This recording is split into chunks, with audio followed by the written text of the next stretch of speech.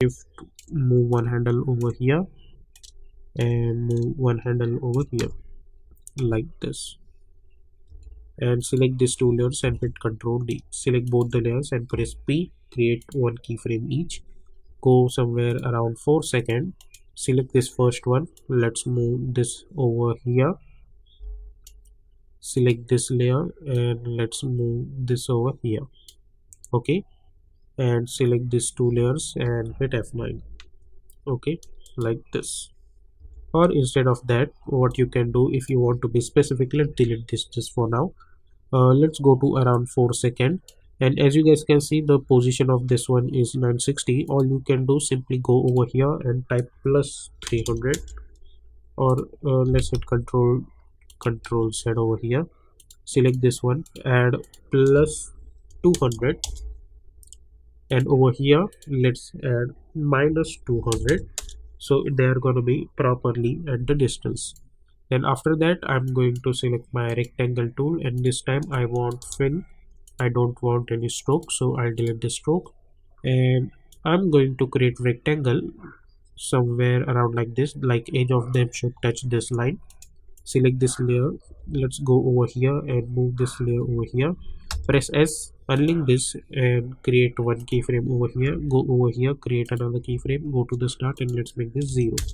So if you see, he is moving from here. Select those keyframes and hit F9. So now if you see, we'll get something like this. Then go to the graph editor, select this graph. By holding shift, move one handle over here and move one handle over here. We are getting something like this. Now this topmost layer is gonna act like a mask, so select this and let's type mask over here like this, and select this yellow color layers and press Ctrl Shift C, and let's call it as extra and hit OK. Bring them at the top, press F4 and choose alpha mask like this, and select both the layers and bring this downwards after the shape layers. So if you see this stuff now, I'll get this and then I'll get this. Now select all of them, press Ctrl Shift C, and we will call it as text. Now select this and go inside this, right click, new, and create one adjustment layer. Go to the effect and presets panel, and we are going to type transform effect on it like this. And if you increase the skew value to, let's say, -8 or something, you will get this kind of structure. So if you see this now, get this and then this. Okay, then you can select this, hit Ctrl D, press S, unlink this, and let's make this -100. Press P just to create a reflection of it like this, and then press Ctrl N to create another composition, and let's call it as fractal. Press Ctrl Y to create one solid background. Go to the effect and presets panel and search for fractal noise effect and double click to apply. Increase the contrast and increase the or decrease the brightness.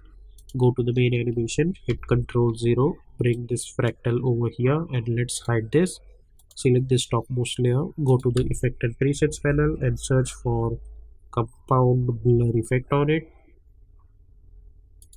Double click to apply and choose this fractal layer, so you will get something like this, but it looks weird over here. So to get rid of that, let's say bring this layer a little bit upward, and some changes we need to do in fractal.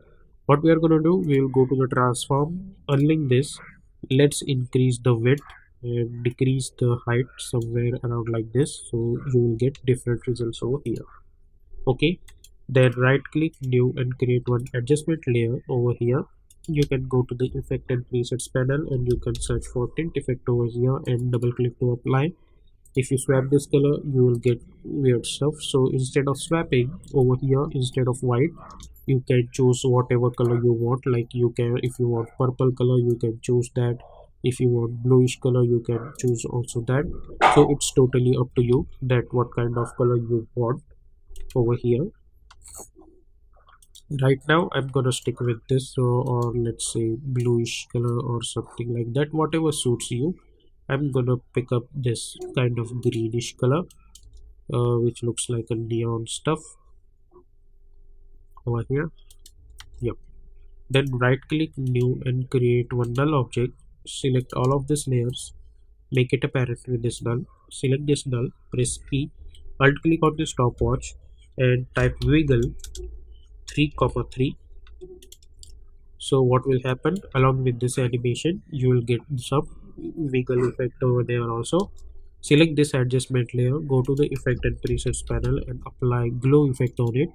So we will get glow. Increase the threshold up to 90 and glow radius up to 100 and glow intensity 0.5. Okay, like this. So you can see easily the difference you will get after the glowing effect applied on this. Okay, so this is how you can create this kind of title animations for the your animation. And one extra stuff that you can do after this animation is create a little bit of zoom in effect. You can select this. For example, after animating this, you can select this null object, press S, create one keyframe, go few frame forward, and let's increase the size of it a little bit. Select those keyframes, hit F9, go to the graph editor, select this graph, hold shift, move this handle over here and this handle over here. So what will happen, it will create a little bit of zooming effect on it like this to your animation. So this is how you can create our title animation.